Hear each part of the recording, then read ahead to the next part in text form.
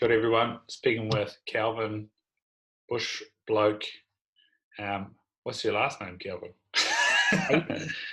My last name is Acutt, A-C-U-T-T. You Nice, don't say it anything like it's spelled. Yeah. Where's that come from, that name? Originally Scotland. It's funny, a old man just one of those like a ancestry, those DNA things you can do. Yeah.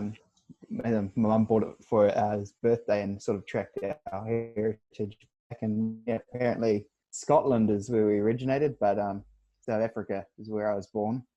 Oh. Whereabouts over in the, was it the motherland? Whereabouts? Yeah, the motherland. Pietermaritzburg. It's on the east coast. It's about an hour north of Durban. Yeah. And where did you immigrate to over here in New Zealand? I did wonder what your sort of slight accent was. I shouldn't have an accent. I came here in '96. So I was 2 years old. But we moved to Gisborne first off. The old man moved without us first because we were only young. So he moved over here to get his job. He's a mechanic. So he was working in Gisborne, and then we came over. And I think it was actually January of 90. I think it was the 1st of January 97 we came over. So we lived in Gisborne for 2 years, and then ended up in Rotorua after that, and that's where I spent the rest of my childhood. Lovely, man. So it's midday Sunday. What have you been doing this weekend, brother? So I am currently got my application in for the police service. So I have been doing they call it scope. I'm not sure what scope actually stands for. I should know. But it's like ride-alongs pretty much. You do 4 shifts with them to see if that's what you want to do, I suppose, get some experience. So I've been I got home at 2:30 this morning, and I spent yesterday sleeping, and I helped Nick from NZ Blokes film I did some driving from yesterday while he filmed the new Can-Am review up and down the motorway. So, but it's been a busy weekend. As in the motorbike Can-Am? Yeah, you know those 3-wheeled like Spiders and Rikers and that? Yeah, one of them. Oh, wow.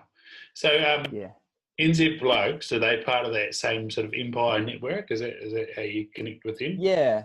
So the Empire itself is like, I suppose, the mother of it all. That's the parent company. And so when you look at our content, the website itself is the empire.nz. So you go on there, and then that sort of links out to all the other branches of the Empire, such as the Open Road, the Mean Eats, the different vlogs that are done, and then of course now Bush Blokes. Yeah. So how did you connect with the Empire NZ? So I just gotten back from my Seeker hunt just before Christmas, and I think it might have just been just after Christmas. I was out for a hunt, and it was just before I went for the hunt. I saw a post they put on I think Facebook and Instagram. I think I was following them on both at this time, and they just put out saying, "Oh, we're looking for people that are interested in that do interesting things." Essentially, they listed a whole lot of things: fishing, hunting. If you go to a lot of music gigs, that sort of stuff. They said if you do that and you're looking at maybe wanting to produce some content, then just get in touch. So I sent them an email. I didn't know anybody there at the time, so sent them out an email, and then I went out for my hunt. Got back, and he had sent me a message and wanted to call me. So all I did was link my Instagram, and then I called him, had a bit of a chat about sort of what NZ Blokes in the Empire does in regards to what they're sort of going to accomplish with their content and the sort of vibe they have, and we're sort of on the same page about a lot of stuff. So yeah, I didn't expect, because I suppose it's depending about personality and that as well. So Nick seemed to think I was the right one for the job, so he's got in contact, and then he sort of ran me through how to start doing stuff. Me. And I was watching some of your videos last night. You went out and invested in a hearty camera, but Yeah. you're now over it, carrying it in the bush. It's just part of your tools now. Is that right? Yeah, tell you what, mate, it's actually it's way more work carrying a camera around when you're hunting.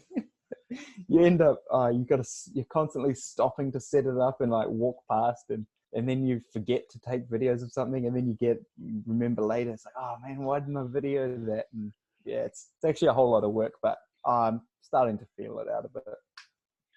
Yeah, I think that's why people like Joe Edlington and Joe Flaherty, Cam Henderson are quite valuable to just be the ghost behind you with the camera. Exactly. And the thing is that it can be quite difficult finding someone who's willing to, get up at ridiculous hours and walk through the bush. Yeah, man. And you thought you had a ready-made camera woman, but she's going to be out of duty for a while. Yeah. Amber's 22 weeks now, and she's starting to get pretty fatigued and tired, or she's keen to come out and willing to, but I have to use my common sense and not let her come out because we'll walk up some big hills. But she went out on the first video I made, and yeah, she smashed it. She did go to sleep while I was glassing faces, but yeah, no, she smashed it. But let's be honest. Middle of the day, summer is a perfect time for a sleep. Your video that you did with the legend Dave Perry, and I've been on a hunt with him. We did a lot of sleeping too. Midday naps. That's what it's all about, really. Midday naps and snacks. Yeah. To be honest, I'm not a huge fan of summer hunting. It's too hot, and there's only a few hours in the day where it's actually good hunting. Yeah. Dave seemed to be able to just drop to sleep quite easily, but I'm not quite as easy at falling asleep in the middle of the day. So I sat around and just played with the leaves on the ground. Yeah, no, summer hunting, and if you want to go to the South Island, it's even worse because that last hour of light is about 9:30, 10 o'clock. Yeah, we so I went on that it's my second tar trip in November last year. With, my brother-in-law Luke and another guy. His Instagram's Canterbury Hunters. Isaac Maynard. Real good dude. He's real knowledgeable, and we went out with him up the Rangitata River and up the Havelock, and it was crazy. It was so hot, and it was pretty much, if you didn't get up early enough and get straight out there, you'd missed your window. You'd sit there and you'd see the tar up on the hill, but by the time you get up to them, they're gone because it's too hot. It takes you a couple of hours to get there, and then they're gone. So it was, a lot of time it would have been a case of shooting on last light and then going and getting them in the morning. Mate, and you'd back the 270? Yeah. I haven't experimented a huge amount with other calibers because, one, budget's a big thing, but I just haven't needed to. It's never let me down. The only time it hasn't hit its mark is my fault. So it's an absolute cannon. Yeah. So you said there that you're in the process of applying for the police and you're doing the scope. Tell us a bit about what you've been doing up until now with the military. So yeah, I don't talk a lot about it. I don't think I've ever put it on my Instagram. Some people with a keen eye would have picked up on it. But yeah, I think this is my 5th year in the army. I joined I was already an apprentice mechanic before I joined, and wanted a bit of a change. So I joined in 2016, went through my basic training, and then went into my apprenticeship, did a year in Trentham and Wellington. You do it on your basic vehicle mechanics course. Went through that, did pretty well there, and then I posted to my unit, which was 3 workshop down in Burnham in Canterbury, and was there for about 18 months, and I worked really hard and sort of got through my apprenticeship a year ahead of my the rest of my year group. So I was able to get qualified early, and that opened up to me to get another posting up here in Auckland. So now I'm a mechanic up here, and done a few good things along the way, a few challenging courses I've done, and it's all real beneficial when it comes to hunting, because you're not afraid to put yourself in, I suppose, difficult situations. Yeah. So if Rosie Tong and Dan Tong get the Unimog before me, or vice versa, you'll be able to come give me a hand to do all the mechanics and change the oil. Mate, that's all I work on all day, every day is Unimogs. I love seeing those things go past. I'm like, man, you could live on one of those. They are epic. Yeah, there's a guy down in Canterbury, I think, who he makes custom backs for them, like pods and sleepers on the back, and they are pretty cool. I went on I actually did a driving course in them 2 weeks ago down in Wairuru, and mate, they will climb anywhere. They're unstoppable. But to get to the off road, it's going to take you a couple of weeks to travel the distance. Not to mention quite a bit of fuel. They'll be pretty thirsty. Oh yeah. yeah, they are. Yeah, they are. The slow thing is the biggest thing. Nice. Maybe it could be one of those things that you just leave at the base of the blocks of the ring Tata and drive your full Fiesta in your case to the base of the. Yeah. Oh yeah. Yeah. Oh yeah. Yeah. Mate. Yep. So. As you said, you saw this sort of the Empire stuff come up on social media, and you thought, "Hell, I could do that." I'll start with this question: what made you think, that could be me? Why can't I do that? Yeah. Well, to be honest, even like just being asked to be on this podcast is sort of like, I'm not anybody special, I'm just just hunting. So it was. Even a bit nervous coming on here, but so for me, my older sister started, she's a nurse, but she's now a stay-at-home mum, and she started an internet blog about just, I suppose, motherhood and raising kids and that, and I made heaps of fun of it. We all did make heaps of fun of it, because she does these videos and she puts on a bit of an American accent unknowingly, and it's really funny to make fun of her. But then she was doing for about 18 months, and then she started making money off of it. And then she's gotten to a point now where it's almost a full-time job worth of pay, that is, but she's only sort of working 6 hours a week to earn that money. And so she's been quite a useful source of information when it comes. So I had to apologize and stop making fun of her, because now I need her help. But I suppose in today's society, you see people making a living out of doing all sorts of things on the internet. It doesn't even have to be anything that interesting. People just walk around and video themselves doing their daily life, and people are willing to watch it. And these people, making a living out of it. So, I thought I'd get into it and sort of just see how it goes. Yeah. Nice. Yeah. Well, I can confirm that. What am I now? 2.5 years on this podcast. I think the most money that this thing's made, one, I can't access it, and I think it's about $60. So, yeah, I'm doing good. Yeah. Well, that's the thing, though, is it wasn't for me. Like, I talk about being able to make money out of it, but that's not sort of why I wanted to do it. I was saying to Nick, who is one of the owners of the Empire, saying to him that I actually really enjoying just making and editing the videos. It's quite a lot of fun. It is quite time consuming, especially when you're trying to edit videos on a 5-year-old laptop that costs you $700. But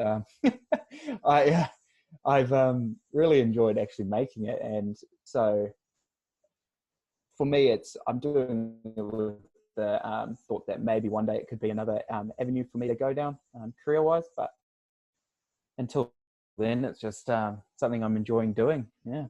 Yeah. So obviously you've got the main tool, which is the camera. What are you using? What are you using there? And then secondly, on this 5-year-old laptop, what sort of program you're running, and how's that learning process going? Yeah. So at the moment, I bought a Sony. It's a A6400. It's a mirrorless camera. I was originally gonna, because you see all sorts of stuff on the internet. You get these vloggers and professionals, and you're like, oh, they're using this, they're using that. And I was going to buy a big DSLR camera, and I'm really glad I didn't, because they're a lot bigger and heavier. But I spoke to Nick, and the guys at Sony New Zealand give us a good deal, so I went through them and managed to get that camera. And tell you what, I need to do so much more. Unfortunately, I don't have the time at the moment, but I need to really learn how to use it properly, because at the moment I'm just shooting everything on auto and learning as I go. The camera's a lot smarter than me, so it knows what it's doing. Yeah, it looks pretty good. And then, sometimes I can't get over how clear it is. It's like you're actually there in person, but sort of learning. The hard part was I was quite nervous to even talking to the camera. Is quite a strange thing when you're out in the bush all by yourself, and you almost feel self-conscious talking to this camera. But biggest one was, I suppose, looking at the camera, and luckily you can edit out all the ums and ahs later, but working on sort of trying to make your speech flow, and then setting yourself up so that you can edit it and actually make it watchable later. And I'm definitely still working on the whole shaking camera thing, because it's such high quality. When you're moving it around a lot, it shows those that shaking quite a lot. You can obviously get stabilizers and that, but I'm not carrying that around the bush. It's bad enough carrying just the camera. And then editing. So because I'm running this old laptop, I didn't want to invest in anything too expensive just yet, because the Mac Daddy of editing software seems to be Adobe Premiere. And I downloaded it, and I clicked on it on my laptop, and the laptop just is like not responding, so it can't even open the program. So I looked on YouTube, and I managed to find a free software called VideoPad, and I've been editing on that. It's very simple, so it's perfect for me. But you can overlay music, and that obviously, if you've seen the videos, you can see you can do that. And the first one took me hours to make, so long. But then the one I made with Dave maybe took me, I don't know, 2-3 hours to piece together. The biggest time consuming is trying to watch through the footage, because the laptop is just too slow. It doesn't have the processing capabilities. So I'm just running that free software, but the problem is it limits how many times you can export a video. So I'd like make 2 videos, and then it's like, oh, you need to upgrade. So I uninstall the program, then reinstall it, and then I get another couple of shots. So actually on Monday, I'm meeting up with Nick in Albany, and we're actually building me a computer at Playtech. They're sorting us out with some stuff. So I'm going to build a PC. Well, I say build it, but I'm just going to plug some wires in some places, and they'll tell me what to do. And then I'll have a fast computer for making videos. Hopefully the content will come out a bit faster. But mate, you're speaking about getting some confidence and talking to the camera.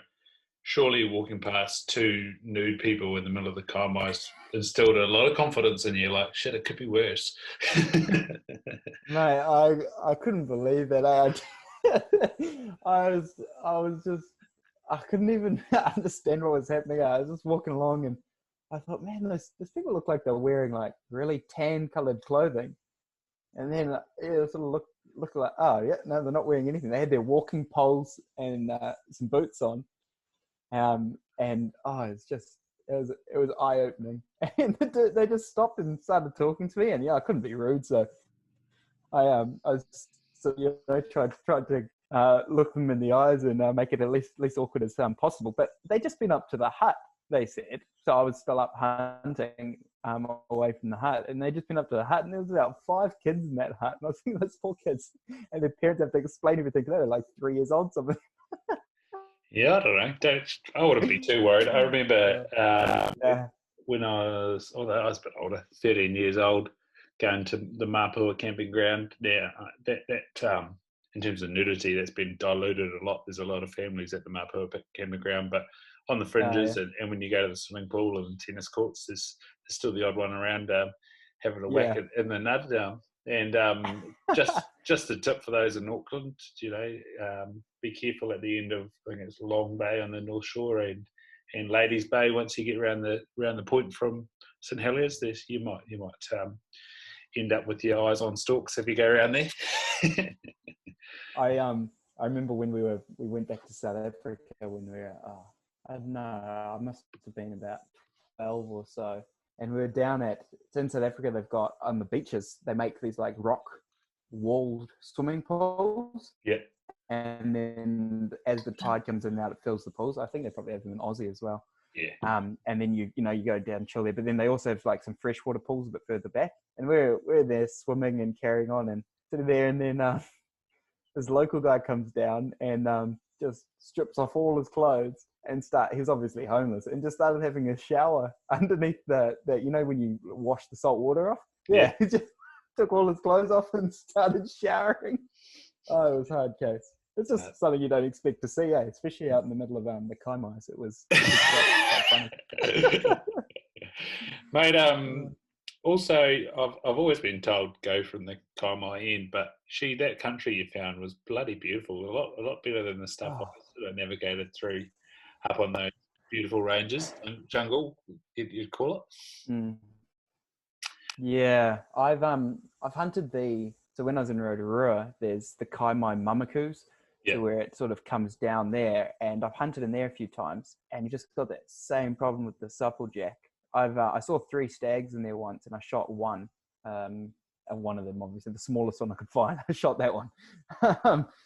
But yeah, that supplejack, I remember because I walked in there and I was thinking, I know the road's that way. I'll just shortcut it and go straight across. And man, it was a nightmare. I just all tangled up in the bottom of these little guts. And yeah, and then obviously I went up to Auckland here, and I've been hunting the sort of the northern end of the Kaimais. And I didn't realize this, but the further north you get, the less deer there are. And then once the highway comes through and then it goes into Coromandel, I was talking to Ashley Strange about it, because she's up that way, and she reckons there's no deer up there.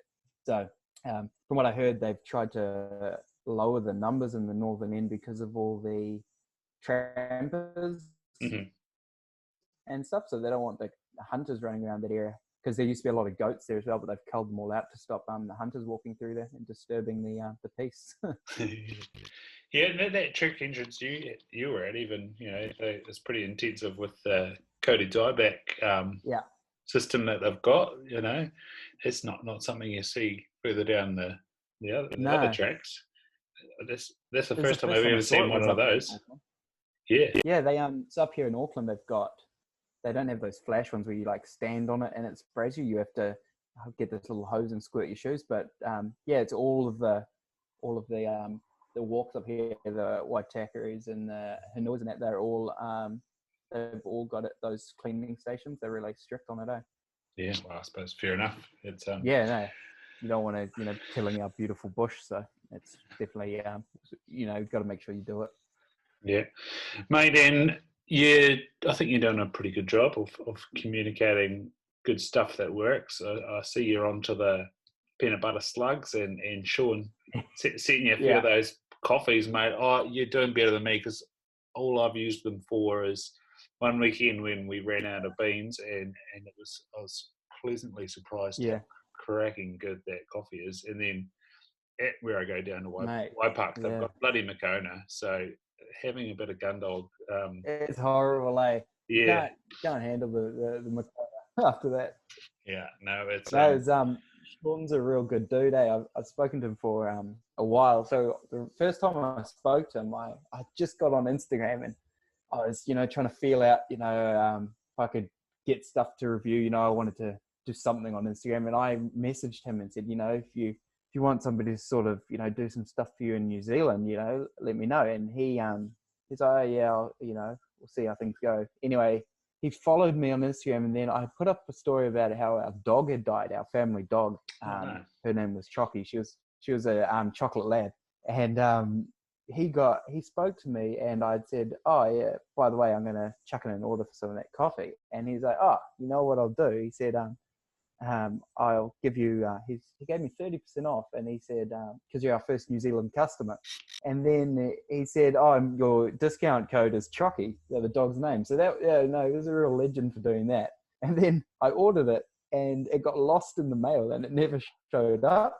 Oh dear. And so the good bugger just sent me a bag for free. So that was real good of him. So I've tried to support him there, and he sent us some more to use in the videos. And I really rate the stuff.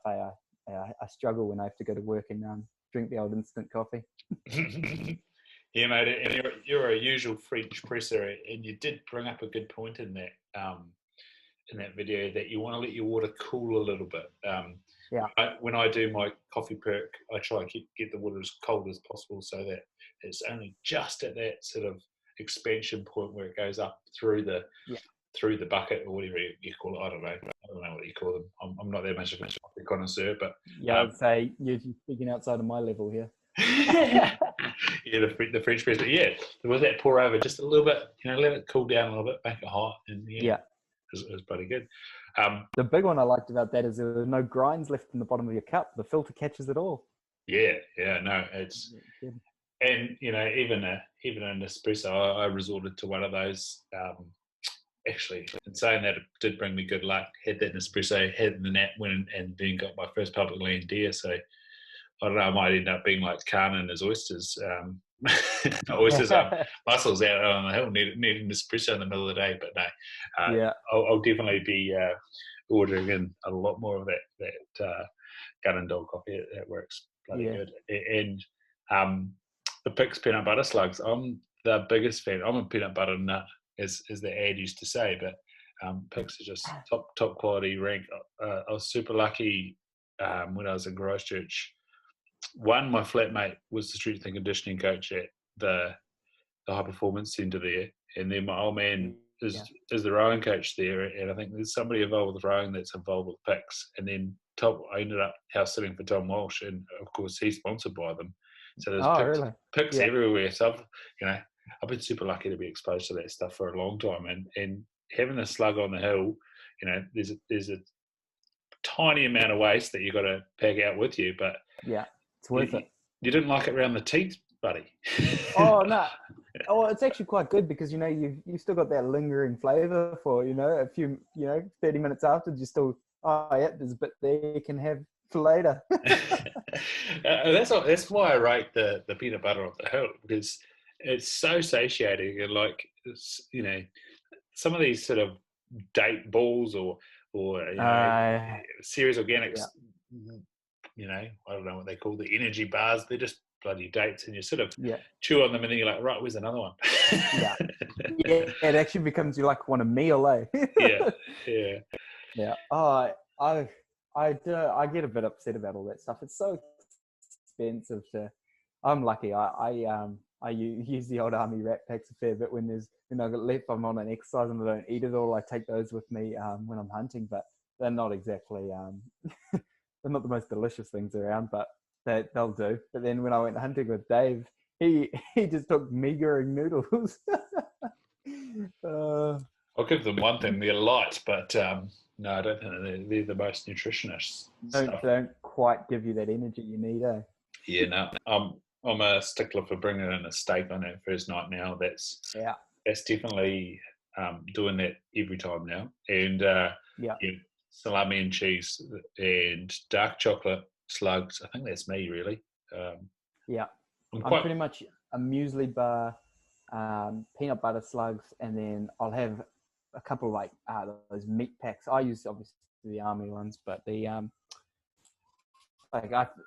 sometimes I wonder if those Go Native ones are the exact same thing because they're in the same brown bag just with a sticker on them. So I use those for dinner and lunch, and then I might take some muesli or something for breakfast. But you can spend a lot of money on food for hunting trips, eh? Yeah. What is that? A double backcountry about $15. I'm quite keen on trying these Radix ones. They're a bit higher in the fat and protein, which is quite exciting. And I saw that I haven't seen those ones. Yeah, I sort of heard about it through Joseph Peter, and then all of a sudden it's one of those things that comes to your attention. You're going to see it heaps now. And then my mate Luke Taylor, who we've had on the podcast a few times, he took a bunch of them because they do a performance range as well. I think the factory might even be in Hamilton. And so he took those with him. He went and did a 70.2 Ironman in Bintang in Indonesia. So he took some performance packs with him, and he was super stoked with them. Of course, then he got massive concussion while he was there, but all the same,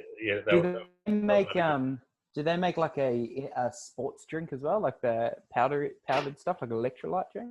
Yeah, you might be right. I think I've seen that possibly before. Yeah, no, you might be onto something there. Let's I tried do some more those research. oatmeals. Yes. And they were good. They're a little bit excessive in their packaging size, but definitely the best tasting meal I've had. But there's this whole thing, you get backcountry, and I think it's the Absolute Wilderness ones that are dehydrated. And then obviously you've got ones like Go Native and oatmeals that are hydrated. So you get a way better flavors and taste, and it's obviously a better eating experience with the hydrated ones. But you obviously have the weight factor. They're a lot bulkier and you have to carry the weight. So for me, I know I can carry the weight for it. So I'd rather eat nice meals. Depends how lazy I'm feeling. Yeah, and then on that laziness, you sort of... 2 times ago, I was up at Macintosh Hut. There was a couple of ladies there that had done some dehydrated foods themselves, and you can go down that route and get lots of flavour in them into a dehydrated state. So, yeah, there's plenty of levels to all this stuff, eh? Yeah, I just I try and keep it as simple as I can. I try and spend a little amount of money as possible. Yeah, no, I'm with you on that one, mate. And so with your hunts so far, you've basically been doing sort of weekend, overnighter sort of things? Yeah, so I'm a bit tied up living in Auckland at the moment. I've been here for about 18 months, and last year I barely got to hunt at all. Just being the way it is with being in the army and moving around the last few years. But I do a lot of hunting when I go back to Rotorua, and I think it's because my father-in-law pretty much taught me most of what I know, and he doesn't like big overnight missions. He likes going out for an afternoon, and he's one of the best hunters I know. And he'll go out and he'll track something through the bush and shoot it, 50 meters from the road, sort of thing. And he's just one of those guys. So I suppose I've probably taken after him a bit in that regard. I've probably shot more deer just shooting out after work, still wearing my work clothes than on big long missions. So I do like a big mission, but it can be a bit, taxing when it comes to taking time off work, and it can be a bit pricey, especially if you're going to South Island. I want to get more into it, and maybe with doing this Bush Blokes, it might allow me to get into that more as the videos get a few more hits, and so might get some sponsors on board and be able to afford to go to some more places. But at the moment, I'm just hunting as I would per normal, and taking a camera with me. I like it. You got to start somewhere. That's right, mate. Even this podcast is still in its infancy. I'm still rocking a laptop and some bloody iPhone headphones. Well, the thing is, though, there's no point. I'd be saying to Nick, like, I've under no illusions. I didn't expect, to become an overnight Instagram star. I'm not interested in anything like that. I'm purely interested in doing something I enjoy doing. And if I could one day do it, and it become profitable, then that's awesome. But you're only going to get out what you put into it, because, I'm not getting paid to do this. So, and at the same time, I'm not also going to put myself in a position where it starts becoming taxing on my family life, because it's not why we go hunting. So, yeah. And it's about to get, more complicated in terms of that. You with the wee one on the way, we might have a little hiatus of Kevin's Bush Blokes. Yeah, it could be. I spoke to Jess from HuntSmart. She put up a post a while ago about tips for hunting with a baby. I was straight on there, and I messaged her back. I was like, "Oh, so what can you do this?" And she was giving me lots of advice. And pretty much what it came down to is you can only hunt tops when they're little, because they won't shut up. Can't stalk through the bush. So yeah, it will be interesting. Amber's going to be at home, obviously, with the baby. But I'd like to be able to take the baby off her hands to, give her a bit of a break. And if I can do that while hunting, that'd be awesome. Yeah, mate. The wee ones are excellent pack training. Getting one of those backpacks or front pack harness things, they're absolute quality, because they weigh you down. They keep you distracted, and it's good company, especially especially because snacks are a must with young ones, and so it's a good excuse to have a wee break and have a snack up the top of a hill. Yeah, that's fair. Yeah, I'm excited for it, and we'll see it as it comes, and I guess we'll see how much it affects the content. I'm hoping that during those times, I'll be able to put out some other stuff there. I've talked with Nick about sort of other sort of avenues I can go down. It doesn't always have to be, a video of me out hunting. Like to start some, discussions about different practices within hunting, and then also like to do a few product reviews and that's something I can do from home. So it's not the end of the world. Yeah, and I saw any videos you've done a little bit of hand loading for yourself. Where did you sort of learn that, and what sort of tools are you using to implement the hand loads? Once again, it was my father-in-law. So yeah, he's a bit of a character. He told me when he was my age and he was loading his own 223 bullets because he's done a lot of goat culling back in the day, and he reckons he used to just fill them all the way to the top. And then level it off and put the projectile in. That was his form of reloading. So he used to run them pretty hot. But he's a bit more technical now. He had all his reloading books and that, and he showed me. I've actually I think I said in one of my videos, I've only ever tried the one load in my 270. It's performed so well. I'm using Hornady 130 grain SSTs. And I think I'm using, I can't even remember. I think I'm using a Winchester powder. I can't remember because I don't have the reloading tools myself. I do it when I go back to Rotorua. I go over to Am's dad's place and I'm just sitting in the shed and do it. I find it quite enjoyable. He just sort of showed me what to do and get into it. Yeah, and so with that, it's basically get the formula and make a box, right? There's a lot of guys. Obviously, if I think like that Black Watch reloading, and if you follow the Instagram, there's a lot of science to it, and these guys who do the long range shooting, it's far more important. Like they all they weigh the case sizes and everything, so they weigh the weight of the case. The cases all are identical, and for me, I'll mix and match because, I'm not shooting anything ridiculously far. Most of my deer have been within 50 meters, so yeah, it's sort of just. Find the right formula, make sure you do everything right, and it's just sort of about care and handling, making sure that your primers are all seated properly, and try and keeping the the amounts of powder as exact as possible. He doesn't use one of those. It's like an automatic measure, I suppose. I think you just turn a handle and it gives out the same amount of powder every time. But I measure each weight on the scale, so. I don't know. I'm definitely no expert by any means. I'd like to get into it a bit more, but it's another hobby, and it's another very expensive hobby. Yeah. And have you had any accidents going with that? No.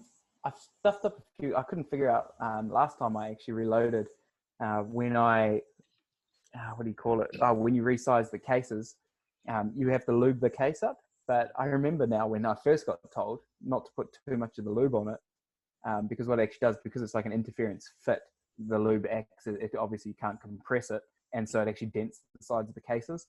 And I couldn't figure out what I was doing wrong after I ruined about 4 or 5 cases, and then Rob came out and he was like, "Oh yeah, no, you've done this wrong," and so that's all. It's nothing dangerous, but I am reasonably careful. When you've got a box full of powder sitting on the bench. Yeah, and in your work, how close do you to the armory guys? Oh, I work next door to them, but they've got a lot of information and that sort of stuff. Some of them do it. Some of them don't really have an interest in shooting outside of the army. That was just sort of the job they picked or the job the recruiter gave them, Yeah. But yeah, no, they are still a good source of information. I've asked them a few times about different things. With that old 303 I bought, I just asked them a few different tips about that. But yeah. Yeah. No, I know the guys. Oh shoot, it escapes me now. Hardy. They're both sort of got some military background and armory down there. Yeah. I think Dan was an armourer of it in the army. I was actually down at their shop. I didn't go in. I didn't know it was a shop. I think they've just moved premises, but I was with somebody else who was dropping something off, and I think they've got a new workshop there. but yeah, I obviously see their new hybrid rifle and that on the internet. It's pretty Gucci. Good way to drop a bit more money as we keep talking about. Yeah. Oh no, it's very good. And you tuck the DPT suppressor on the end of your rifle. You said your ears are a bit buggered. Is it just from your early years in the military, or something else? I think it's a mixture of that and just my hunting, because I've bombed mobs of goats with a 270 with no hearing protection, and that's just stupid. Obviously, you get told stuff when you're younger, and it's like you just sort of say, "Oh yeah, I know," but you just don't always take care of yourself, and then that ends up happening. So I've got quite a bad hearing loss in my right ear. That's actually why I'm doing this with headphones on, because when I'm on the phone, I sort of have to hold on my left ear because I can't hear very well out of that. If I'm lying down at night and I've got my good ear down, I can't hear the crickets and the night noises outside. So it's a bit of it scares me a bit sometimes that I can't hear out of that ear. It's a bit of a shame, but I worry that it sort of changes what I can hear when I'm out in the bush.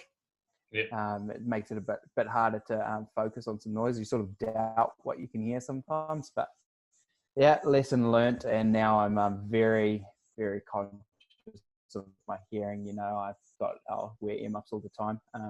And when I'm shooting, that suppressor, mate, it's made all the difference. I couldn't recommend a suppressor enough. It hasn't affected the accuracy at all, which it shouldn't.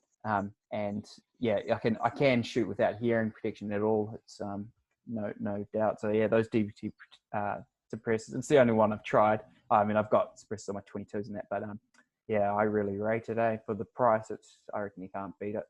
Nice. And at work with like the likes of rattle guns and stuff, are you wearing hearing protection there?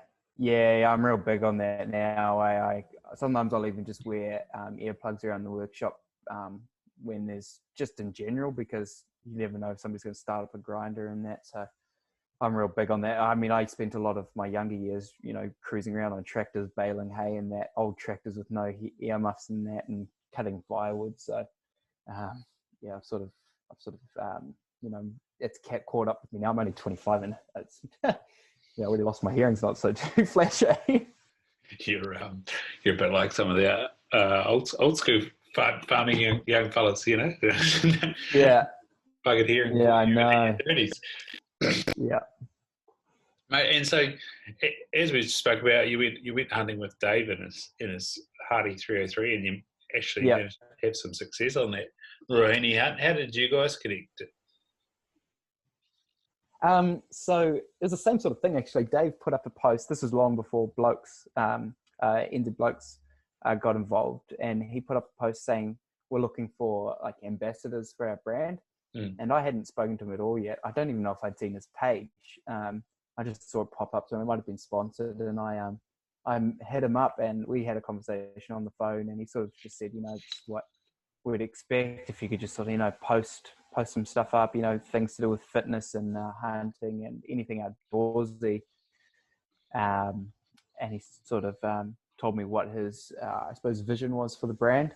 And so I pushed that quite hard for a few months, and I talked to Dave a lot, and we tried to tee up for a hunt earlier last year, but it was just too busy for both of us. Both working full-time jobs, it's quite hard, and he's obviously got quite a big following now, so he's always got people offering him that stuff. So we got in contact, and then I sort of had to stop pushing his brand so hard, obviously, when I got involved with the NZ Blokes, because doing product reviews is, you can't really be pushing one individual product, So I was down, like I said earlier, for that Unimog course in Palmy a couple of weeks ago, and so I asked him, he would be around, and so he managed to get out for a hunt, and he took me to one of his spots.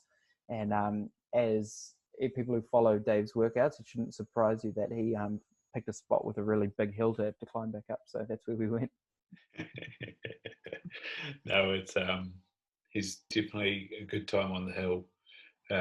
We climbed one together, and it's good to have someone like that. I think I'm all right on the hill, sort of. A lot of sweat like you guys had poured out, but no, it's it's always good when the person you're with just right there behind you, or takes the lead and carries on up the hill. And yeah, that's it. It's hard to hunt with because I used to be the person dragging behind. Before I joined the army, I was soft. I couldn't push myself at all when it came to that sort of stuff. And I'm trying to, my father-in-law, one of his steps is like 3 of mine. So trying to keep up with him in the hills was near impossible. But I like to think I can hold my own out there now. Yeah. So obviously you get a lot of exposure to that sort of thing with doing basic training. What do you think sort of switches your mindset, or what have you sort of found has changed the way you approach this sort of stuff, looking back to how you are now? So key, there was some things after basic training, you're quite, I suppose, say indoctrinated. You get taught certain things, and you really believe everything you're told, and so you sort of flick a switch. Yeah, no, you're this tough person in the army now. This is what you do. But that can wear off quite quickly once you get to the wider military. Yeah. Because you realise that it's the people. Not everybody's there. Same as any other job. Not everybody there wants to give their 100%, and you're quite often you're the product of your environment, and those people can rub off on you. But one of the biggest switches for me it changed my life actually, was a course I did in the army called a mangia. And it's 1 month, it's a voluntary course. And there's a lot of people in the army that scoff it because they're too scared to give it a go themselves. So they just, talk a lot of rubbish about it, and the people who go and do it. But there's a lot of hard people have come through that course. It's open to everyone, Air Force, Navy, Army, and then also we have Canadians come over and do it as well. Awesome. And it's about 30 or so people, and it's 1 month of sleep and food deprivation, and then tough times pretty much. And all sorts of stuff came out during that day. When you're at sort of at the lowest point, it sort of brings up things from your past you'd never thought about, and it gives you a chance to deal with those things. And so for that was I did some things on there that I never thought I'd be able to do. So quite often it's a scale for me. When I get into a tough time now, I think back to those tough times, and I think, I've been through worse and I've come out the other side. So that's definitely one of the biggest things for me that I've gotten out of the army, was going through that. Wicked. And so do you sort of apply any tools like that to yourself these days, or sort of keep yourself inoculated to hard times? Yeah, for sure. So we learned a lot of things. They're really big. The first week, it wasn't what I expected. First week of that course was sitting in a classroom and learning from a psychologist and some other experts about mental tools that you have. Things like positive self-talk, positive reframing. So, taking your situation and then putting it in putting a spin on it, essentially, to make it more positive. Using things to anchor yourself off. Looking, it could be anything. It could be, a certain happy thought you've got, and use that as an anchor to pull yourself through. There's a lot of tools there, and I used to be quite scoffing of that sort of stuff. I used to think it was, not really that important. Going through that, man, that stuff got me through some really hard times, and I quite often use that now, especially in hunting. Everybody's done that. You shoot a deer and you bite off a bit more than you can chew sometimes, and you end up doing a real hard slog out of there. And those simple things can help you get through those tough times. And that sort of led into also the mental health sort of side of things. I used to also, it's not that I was raised not thinking about it, but even when I was going through my younger teen years, it still wasn't that widely talked about, men's mental health. And I had never had any issues with it myself, so I'd never really talked about it. But in the last few years, I've really started we do some training through work with that stuff. And I've sort of started to see the value of that. And, because mental health isn't just depression. It can just be, dealing with a whole lot of stuff on your plate at one time. It can be quite hard. So, there's a lot of positive things I've gotten out of that. Yeah, absolutely. And it's funny you're saying about that mental toolkit, the way to, you can trick your brain and compound your brain with, you know, overloading it with many things, and that's where things are overwhelming. Like you say, when you've got a whole bunch of problems on your plate, sort of going, oh, this is not worth it, stuff this. Or you can trick it the other way. And one of the early sort of podcasts I did when I was messing around with Anchor was something that I learned in sports science, and I'm sure it's exactly the same for, you know, expedition psychology, like in the army. And that's that excitement and anxiety are the exact same thing physiologically, but like you just said, the way you reframe it is, oh, I don't know how this is going to go. Well, man, this is, you know, this could be a fantastic thing to happen to me. You know, it's simple, stupid, but remarkably effective. Yeah. No, I've got a real passion for talking about this sort of stuff now. A lot of people are embarrassed to talk about their failings and their shortcomings, but I see it as a chance to, you know, if I can help somebody else with it, you know, that's awesome. I'm not embarrassed with my shortcomings. On the end of that course in Mangia, we hadn't had more than a handful of food each day for a month. I lost 10 kilos in a month, and I was walking along the seawall in Nelson at midnight on the final challenge sort of thing. And it was midnight, and I was all in my own head. And somebody had said to me, this guy who used to be he was in the army in England, and he had done a lot of escape and survival sort of stuff. He'd been to Bosnia and all that, and he was also a mechanic. And he said to me, "You'll know you're at rock bottom when you think about breaking your own leg to get out of something." And I thought, you know, I'd never get to a point like that. I remember walking along that seawall in Nelson, and I was, you know, almost delirious. I was so tired, and I was looking down at the water sort of rushing up against the wall. And I remember thinking, because there was a chain that went along the to stop obviously people from, you know, accidentally falling in. And I remember thinking it would be so easy just to fall in there, and then it would all be over. And I remember getting to that point and just thinking, wow, you know, I've reached that point. I wasn't a point of wanting to jump over it. I was just thinking that, you know, all the pain would be finished. And, you know, that's sort of, you know, your mind can go those places when you put it into stressful situations. So knowing the tools to help yourself through that stuff is vital. I had things crop up that I hadn't, like, grieving wise. My grandfather had passed away probably about 5 years earlier, and I'd never cried about it or anything. I just, because I was living away from home, it sort of didn't hit me as hard, I think. Yeah. And I got to a point, I was only like 2 hours into that final thing, and I was on the side of the road crying because I wanted to give up so bad. I was, you know, 23 years old, crying on the side of the road like a baby, thinking about how disappointed my grandfather would be in me if I gave up. And I'd never, ever thought I'd get to a point like that. And yeah, man, those tools that they teach you, so they're so valuable. So when there's a lot of, you know, literature and video online about that sort of stuff, and guys like Jocko Willink on Instagram, on YouTube, they talk about a lot of that stuff, because obviously the Special Forces, Navy SEALs, and that they all go through that sort of training.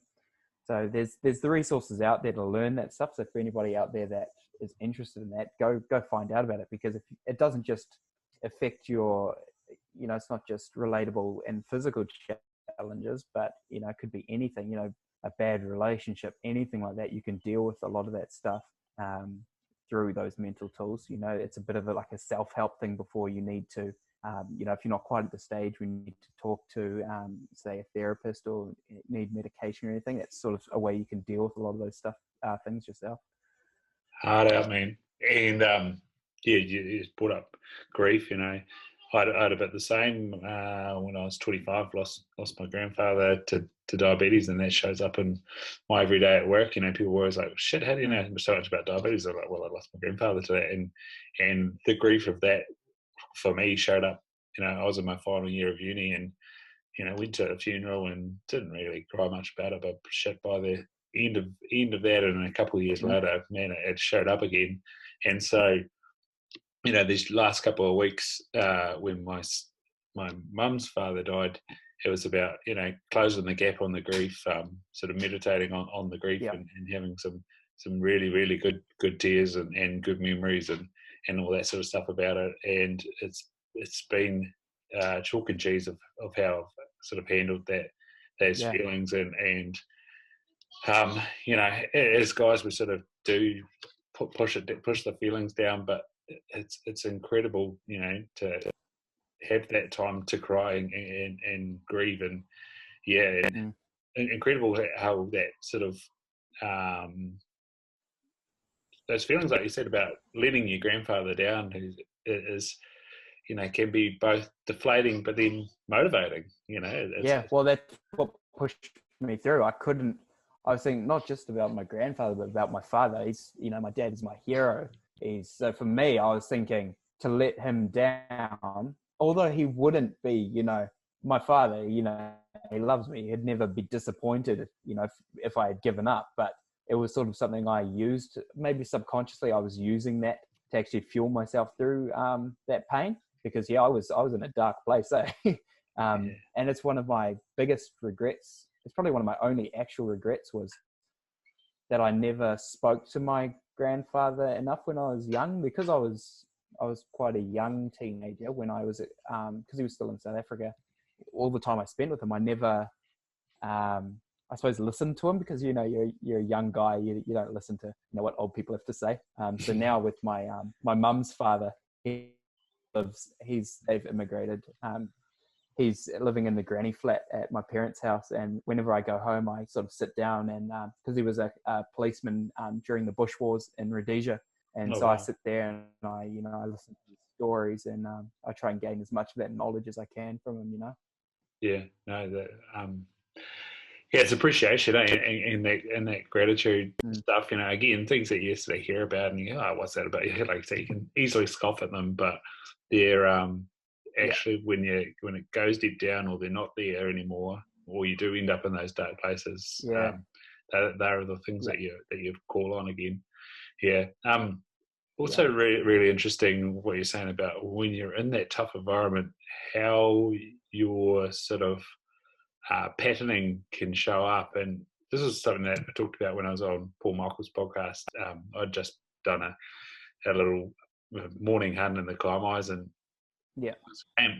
spotted this saddle that I thought would link these two river systems, and of course the very top of it was just covered in our best friend, the Supplejack. And I caught myself just being the biggest dick to myself. I was calling myself useless and everything, and I caught myself. And that's where doing hard stuff and catching those really negative thoughts and words that you say to yourself can be, is another thing. Well, I think being out in the bush, whether it's hunting or tramping or what, climbing mountains is really powerful, because you all of a sudden start catching yourself, and that gap between when you are being negative on yourself and when you sort of go, what am I doing, shortens up, and I think that's really powerful. And like I say, 30 days of lots of deprivations, brought out a couple of scars, and do you find that your space between being hard on yourself and moving forward is shorter now? So obviously you follow people like Cam Haynes on Instagram, but so one that I was really, David Goggins. I listened to his audio book when I was training for something really hard last year, and I found he talked about, there were some really good things there. He talked about callousing your mind. You can harden yourself so that things don't have the same effect on you. And while I rate both those men, Cam Haynes and David Goggins, I think that maybe, because obviously they've got a bit of a niche there with, being hard men, but I think it can be a little bit dangerous sometimes, because they people think then it's not okay to, to show some weakness, because we have in our bodies some self-preservation, and sometimes when your body's telling you to stop, sometimes you have to listen to it, because your body can't handle everything. So while I do rate a lot of that philosophy behind those men's hard lives, tough men, I think it also there has to be a good balance.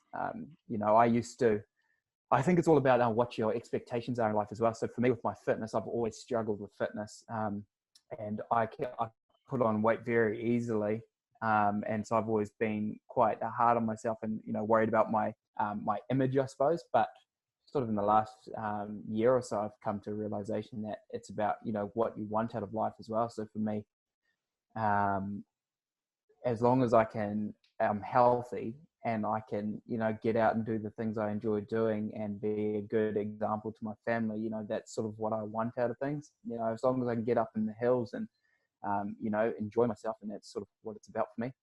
Yeah, no, I've definitely found the same, going from that trying to be a high performing sports person and you know, again, depending on your expectations, I either made it or I didn't. But yeah, to then now being a father and into my 30s, a concept that I've sort of learned about through influence of mine, Peter Attia, is he has the concept of the centenarian Olympics, and that's about being 100 years old and being able to pick up your probably your great grandchildren, lift them up in the air, bend down, pick them up, being able to get off the floor if you fall over, being able to fall over and not break something, you know, those type of things. And I think, you know, climbing mountains, and I had the absolute pleasure when I was in Christchurch of meeting Zeph Verasi, who I think at the time he was in his 80s and still going tar hunting up in the Southern Alps with choppers, but it's all the same.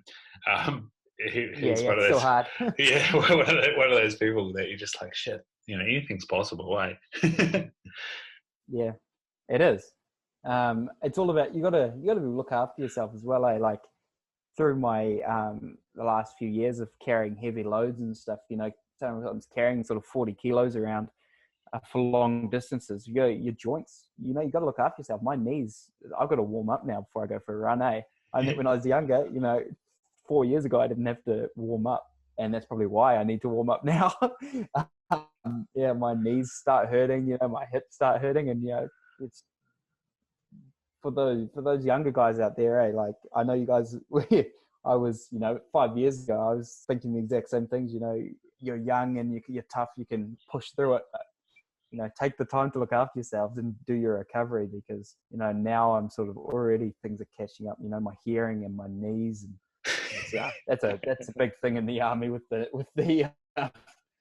knees. But yeah, I was talking to Dave about it as well. We're talking about it again. We were walking down these hills and up and down these hills a couple of weekends ago, and he was just saying, man, I wish I was walking back up, because his knees are pretty stuffed now. Yeah, I think if anyone wants a window into what to do about that, follow Greg Kygo. That guy's bloody awesome. Ultralight hunting. Yeah. Oh yeah, no, I was looking through his stuff the other day. Actually, I was looking through some of his kit, because I'm always looking for a way to I quite often will take bare minimal stuff with me, and so I was finding his stuff quite interesting. Yeah, your cabbage tree leaves for a mattress. I was like, yeah, pretty good. Yeah. Well, the thing is, I've slept in holes in the ground. It doesn't, you know, it's quite easy to, you know, find a comfortable thing. It's just, you got to put a little bit of thought into it. That's all. Yeah, and you know, try not to ruin the forest too much. Yeah, exactly. Yeah. I learned my hard way. I was with my father-in-law and brother-in-law, and we were down in Marlborough, and we went up the Leitham River, go for a chamois hunt. And I forget what time of year it was, but it must have been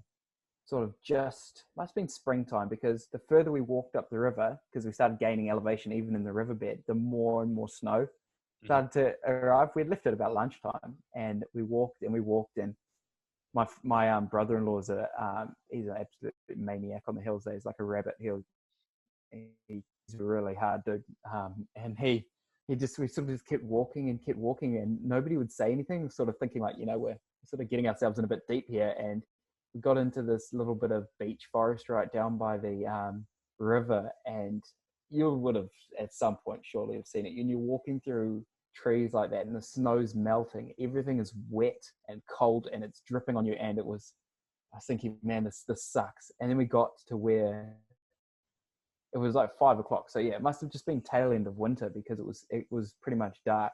And we found ourselves in this sort of basin at the top of the river, surrounded by snow-covered hills and mountains, and there was nowhere that there wasn't snow.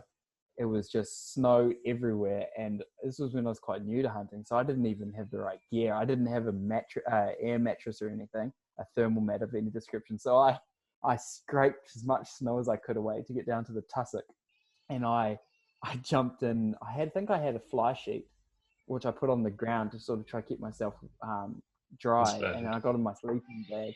And I put down these black rubbish bags that were for the meat down as well, anything I could put down under me. And that was the first time. There's been many times since then, but I actually feared for my safety when I was hunting. And I remember having a dream in the middle of the night because I'd leant my rifle up against this big boulder right next to me. Because I slept behind this boulder because I was worried about something falling down the hill on me. And I remember having a dream in the middle of the night that my rifle had fallen over and that the crown had chipped on the end of the barrel. Yeah. But I woke up in the morning and my father-in-law, I was just dating Amber at the time, and he said to me that he stayed up most of the night trying to hear if I was still breathing or not because he was worried what he was going to tell my mother. And yeah, it was my Luke, my brother-in-law. He was pretty dusty in the morning. He was struggling to walk around. He was a bit his head wasn't quite right, so we had to sit down and have a bit of a meal before we walked back down to where there was no snow. So that was probably the first time I knew that you need to be a bit more prepared up there, eh? Well, biting off more than you can chew. Yeah. Mate, well, you've got to shoot off again. So this has been bloody awesome to get the opportunity to sit down and have a chat. And, we've gone into some really wicked topics there. Where do people find you? Kelvin at _ Bush Blokes, is that right? Yeah, that's right. So my Instagram is Kelvin _ Bush Blokes. And then follow us. If you're on Facebook, I know Facebook seems to be not as popular platform anymore, but NZ Blokes. I always post my new content on the page there. And then you can find all of our content. And it's actually, you can see I've written a couple of articles as well on our website, which is theempire.nz, not .co.nz, just .nz, and you'll find it. So follow that. Same YouTube channels, just The Empire. You'll find all the links on, if you go onto my Instagram and look in my bio, it links to the website, so you'll find everything on there. But yeah, I appreciate you taking the time to talk to me, Ryan, and cheers. No worries. What would you leave us with, mate? And as always, I'll have your links in the show notes as well, so it's very easy to find. I reckon something I talked to with Dave the other weekend is keep an open mind and learn what you can from the people you go out with. Because like I've said in all my videos, I'm not an expert.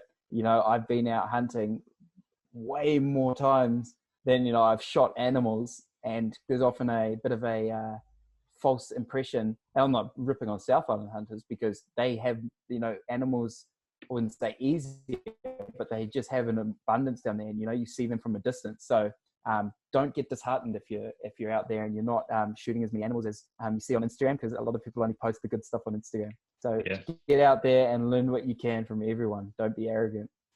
But thanks, brother. Good luck this afternoon. Cheers, mate. And, thanks. Cheers, bro. Thanks.